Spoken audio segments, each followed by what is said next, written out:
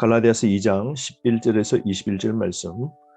본문의 배경은 1차 바울의 선교 여행이 끝나고 예루살렘 공회가 있기 전 사이에 예루살렘 교회에서 지도자인 베드로가 최초의 이방인 교회인 안디옥 교회를 방문하게 된 겁니다. 그때 베드로가 이방인들과 한 식탁에서 먹게 됩니다. 유대인의 관점에서는 규례를 지키지 않고 할례를 행하지 않는 이방인들과 함께 식사하는 건 율법에서 엄격히 금하고 있습니다. 그럼에도 불구하고 베드로는 복음의 자유를 알고 그리스도의 복음을 믿고 예수 그리스도가 된 이방인들과 함께 식사를 한 겁니다. 그런데 예루살렘으로부터 온 유대인들이 오자 그들의 비난이 두려워서 베드로가 식사 자리를 피하고 다른 유대인, 특히 바나바까지도 외식적인 행동을 하게 된 겁니다. 이것을 본 바울은 굉장히 화가 났고 그 당시에 예루살렘 교회의 수장이었던 베드로를 향하여 강력하게 책망하게 됩니다.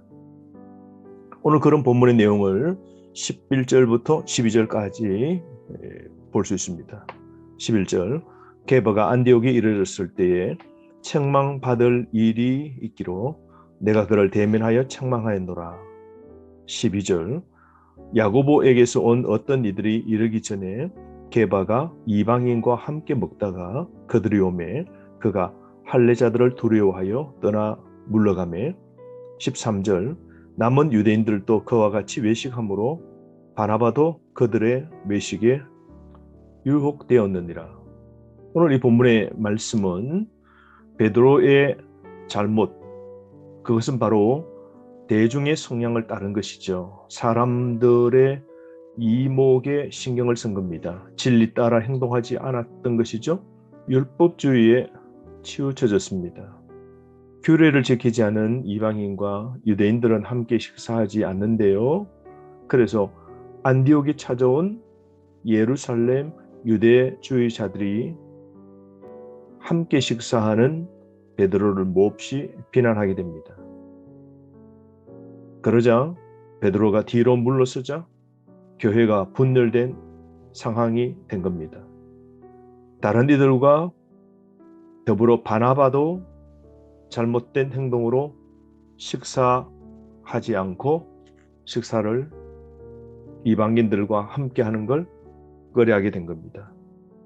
이것을 본 바울은 베드로의 위선적 태도를 심하게 꾸짖게 됩니다. 굉장히 충격적인 사건이죠.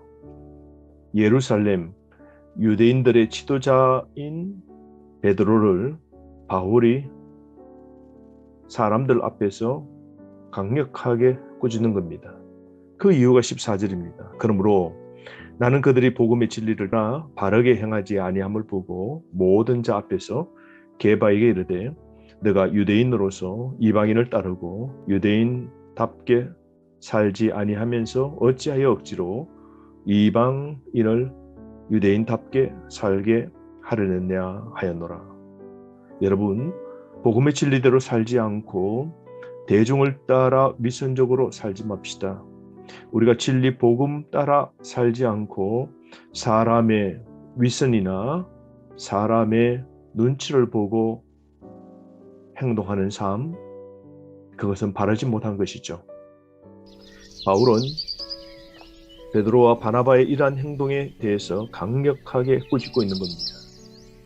그러므로 복음으로 충분한 삶인데 율법을 지켜야 되고 율법의 절기와 의식을 지켜야만이 구원을 받는다라고 생각하고 특별히 강력하게 이것을 따르는 유대인들의 눈치를 따라 행동하는 신앙을 바울은 굉장히 비판한 겁니다.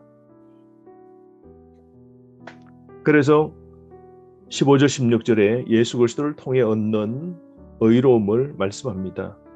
15절부터 21절은 갈라디아 전체의 핵심적인 주장을 요약하고 있는데요.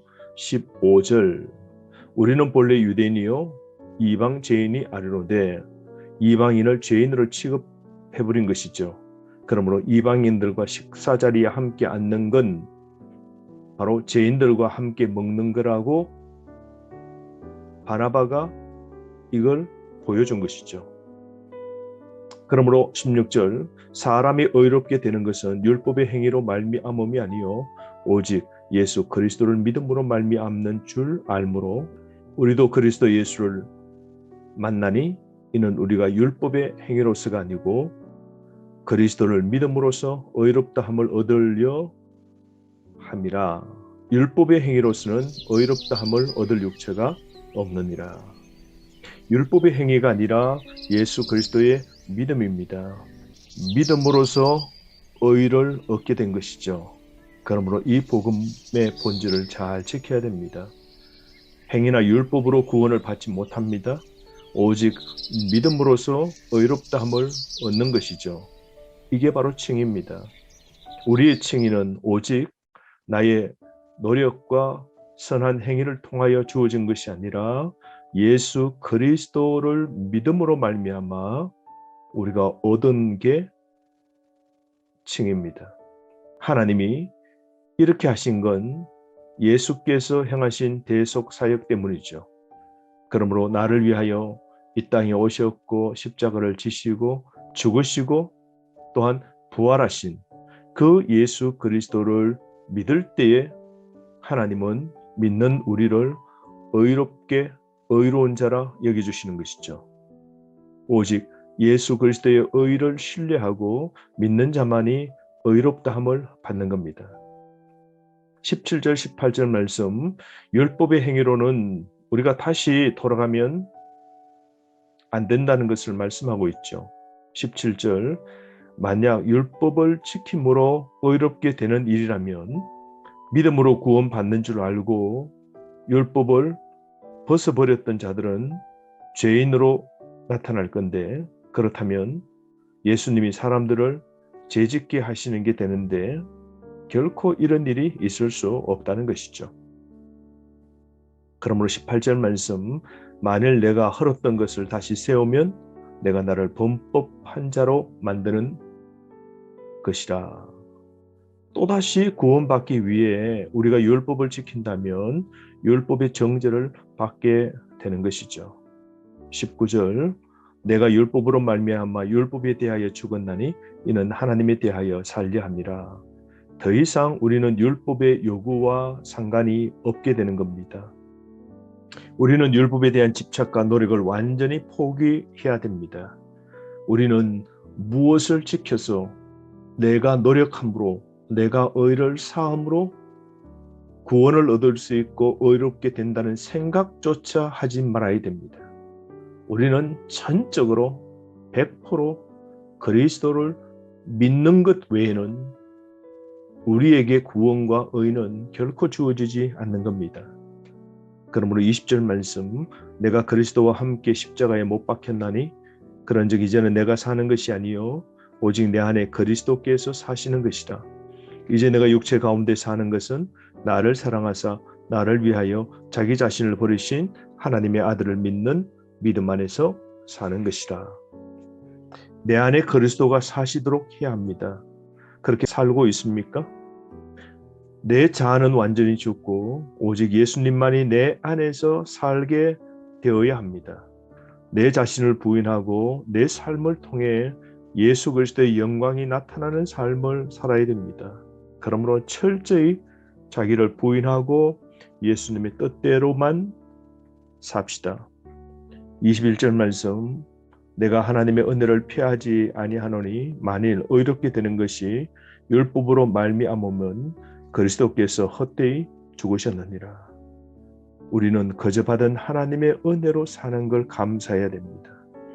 값없이 베풀어 주신 사랑과 은혜로 나를 구원하신 하나님께 감사합시다. 하나님의 은혜로 의롭게 된 것.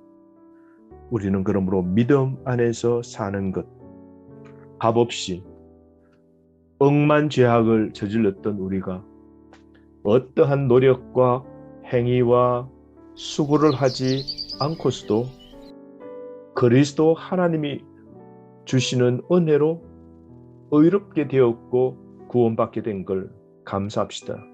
오늘 이 은혜를 온전히 누리는 저와 여러분 되기를 바랍니다.